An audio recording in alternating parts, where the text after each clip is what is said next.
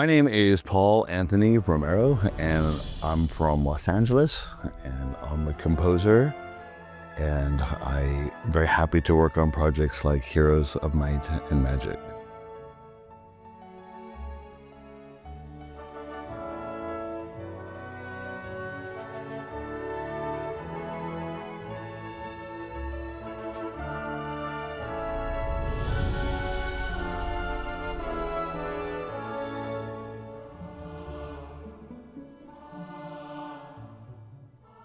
Very good question. I was very lucky as a child.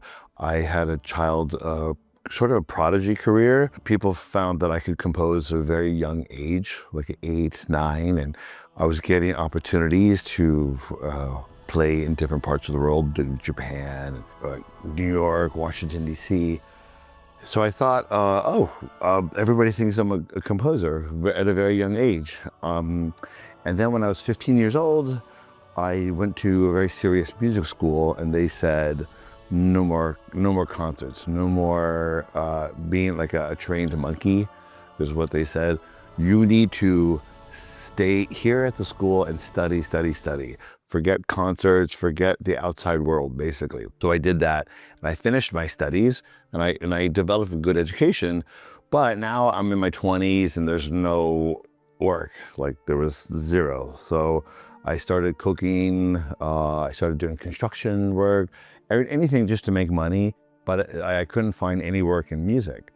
So 10 years went by, and I was probably in my late 20s, and I just was at a party in Los Angeles, and I met this producer, Rob King, and he goes, oh, so tell me about your life. And I said, well, when I was young, I used to be a musician, and I used to do concerts. And he goes, oh, we need a musician for our new project. We're a small company called New World Computing, and we have a new game called Heroes of Might and Magic.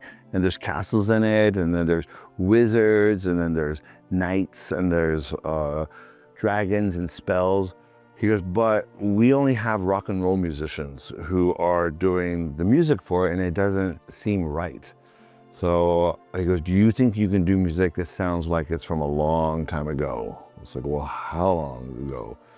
Like, well, long ago where there's castles. So I said, sure, I'll come in. So I went to the little studio that he had, and I started playing classical music, like Bach, Scarlatti, Beethoven, Rachmaninoff.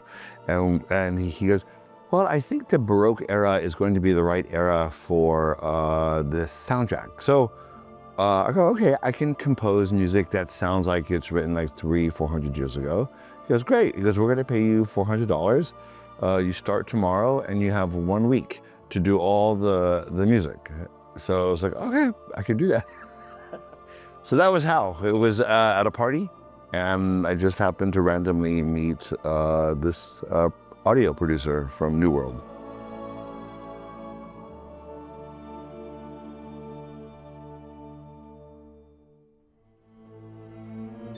I dreamt when I was a little kid of being a composer, writing music, performing my music on stage with orchestras and singers. And actually, even I have a book of drawings when I was probably 8, 9. A lot of drawings of me playing the piano with the orchestra on stage and singers. And it's kind of like what I do now, but I dreamt of that when I was very young.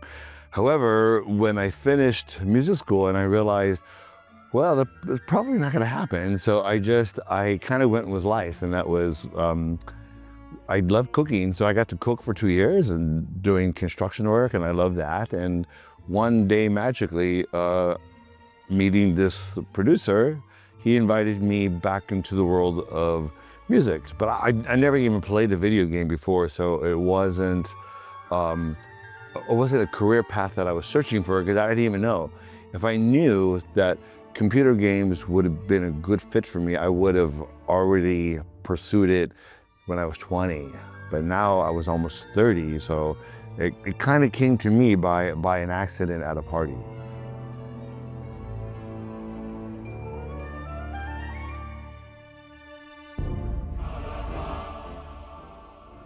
contemporary composers, they're 20th century, not maybe real contemporary, but definitely Prokofiev and Ravel and Stravinsky in the 20th century. Aram Khachaturian, an Armenian Soviet composer. Babajanian, another Armenian jazz composer. I love those sounds because they use the full symphonic orchestra as we know it today.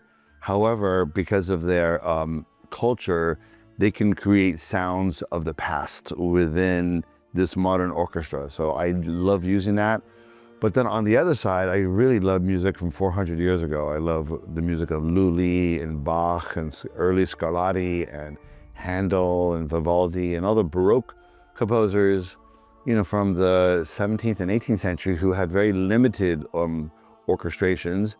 And I like to compose within that framework as well. It's almost like if you're a jeweler and you're doing jewelry in the 17th century, you have no electricity, you have no lasers to cut your diamonds, so you actually really have to chisel your diamonds and your stones or your cabochons and do your gold work by hand. And but then you also get to make jewelry using 21st century technology as well. So it's like it's a beautiful combination of being able to do ancient kinds of music and modern music.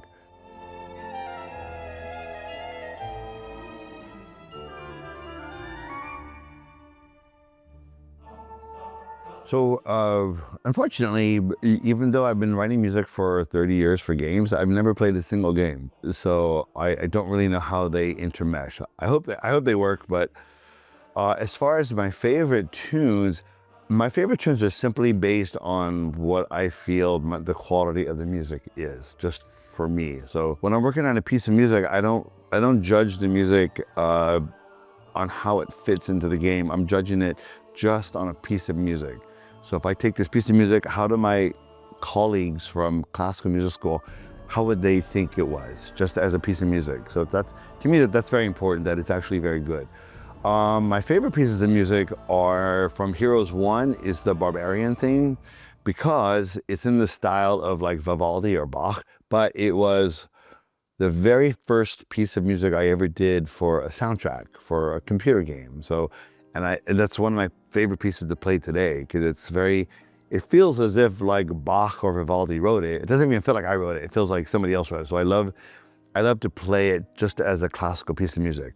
On the other hand, I love the music from Heroes 5, Heroes of Might and Magic 5. It goes completely different from Heroes 1 because now it's epic and more like early 20th century music of Rachmaninoff and Prokofiev and even like Shumanovsky and some other composers that are hundreds of years apart from the original style of the first Heroes of Might and Magic. So what I'm happy about is in the journey of the games, the companies have allowed me to progress my music along with the game as well. So that nobody made me stuck in one genre and they can't, okay, you got to do that same music for 30 years. Because I don't think I could have done it. So it's allowed me to grow even as a musician. Because I was in my 20s when I started with the first Heroes, and now like I'm almost 60 doing a new version of Heroes. So it's nice just for me as a person to see how my own music has progressed.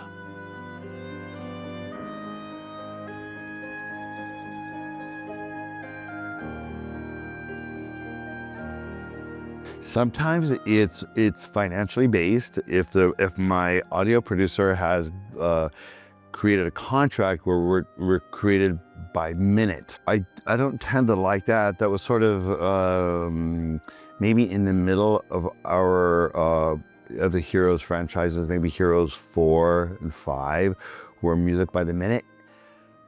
I prefer like, let me just do a piece of music, and if it works for this section, I'll try to make it between 2 to 3 minutes or 3 to 4 minutes, because as a composer, you need the extra space. But some producers really want it to be exactly 3 minutes, which means if the music really finished at 2 minutes and 49 seconds, and there's a note at the end, like an oboe, That note has to till 3 minutes, and we cut it off right there. That's exactly what they want. So that's a little more difficult. That's sort of like selling fabric or your shirt or your dress by how much fabric they use. I prefer a little more creativity because music needs to have a little space between. Sometimes the music needs to be shorter or longer, and it's like having a child. You have a child, you don't know how tall that person's going to be. They might need clothes that are bigger when they turn 7, or they might need clothes smaller when they're 7. You have to go by the actual melody. You know, and these melodies are very organic, and they kind of dictate what they really need.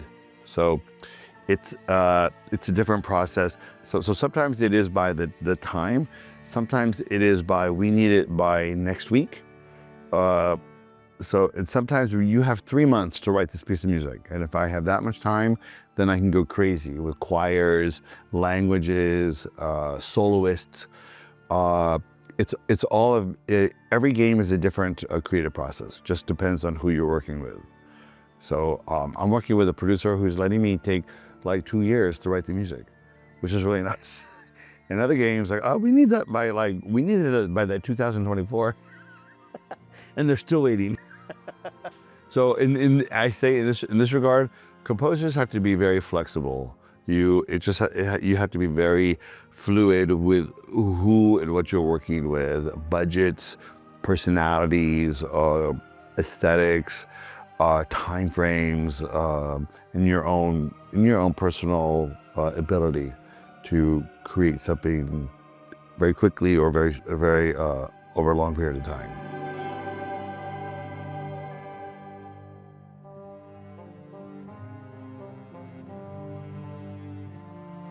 Say, I was looking at it over there, Neverwinter Nights 2, The Storm is Here. It's the musical language, and what they needed, they were only hiring me for the main theme, and so you'll only get one opportunity that's like 3 minutes long. And so that was very hard. Like how do you say a lot within a 3-minute piece of music? So the nice thing is that I tried to use a very complex musical language, and I used 2 different languages for the soloist and for the choir. So I kind of wanted to give my all within that track. It was difficult because I was trying to use an ancient language of Farsi, and then also Old French. So we worked with a soprano, and we worked with a choir, and to put the 2 languages so that it made sense of what the storyline was. And then I recorded the music at our studio on keyboards and computers, and I thought it sounded really great. Then the company said, well, we want the London Symphony to perform it. We want to use their recording. So then the process of taking this recording and now reorchestrating it for live musicians within 1 week was a very difficult process. And then the orchestra recorded it in London, but they only did 2 rehearsals.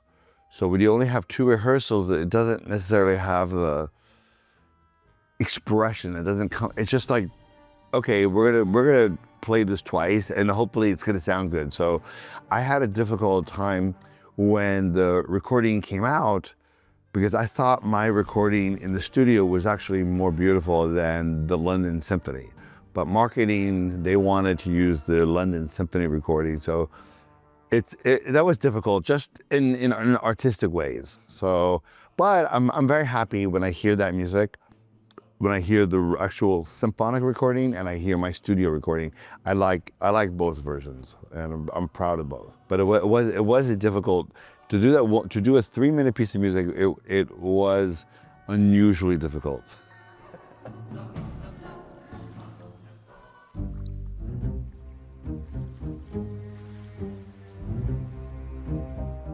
It's very interesting on the theme for the Cove. At the time, I was working on a song with the drummer from 9 Inch Nails, Chris Vrenna. Chris Vrenna asked me if I could help orchestrate a pop song called "Stupid Girl" for a band called Cold. There was a band called Cold. They had this song called Stupid Girl, and they wanted to make the song longer without drums and just with classical orchestrations. So I did the classical orchestrations. Picklon heard the music that for the Stupid Girl orchestrations, and then so he liked that, so he turned it into the Cove. So if you hear like the Cove, dun dun dun dun dee dun dun dun dun dun dee dun, and then if you go find a recording of Cold singing Stupid Girl with the classical, it's called the long play, you're going to hear dun dun dun dun dee dun dun dun dun dun dun Stupid Girl. In hindsight, I love it because he used it like kind of like a tribute, you know, and he liked it. I mean, he really did like it, and he actually was able to turn that into a song. And for me, I just used it as a motif, but he really took it to a whole new level. So when I played like the Cove with you last night, I really remember him, and it's very beautiful because I thought, wow, I thought one day he's going to be doing what I'm doing, because that's how he was super talented. And then to also remember the melody with Cold, because that was a very good experience to work with. Chris was wonderful because then he gave me a real insight into his work with Nine Inch Nails, and I understood how their creative process was, and how even rock and roll bands, how it's a very specific creative process. It's not just a bunch of guys go like this. There really is a lot of mentality behind all that. So kind of those worlds come together of Heroes of Might and Magic, Picklon, then Cold, and now with the Heroes Orchestra to kind of relive that. So it's weird. Sometimes your worlds collide from the past and the future and the present, and so it's one of those experiences.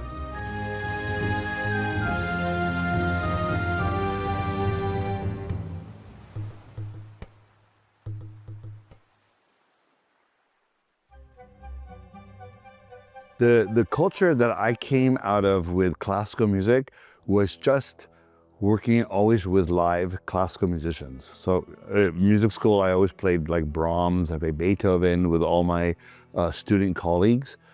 And then to start doing soundtracks using artificial sounds, I'd never done it before. Like our first Heroes 1, 2, 3, primarily are digital and synthetic sounds, where basically anything you hear in the orchestra, it's actually me playing. And then as we had more budgets, we were able to start using real musicians.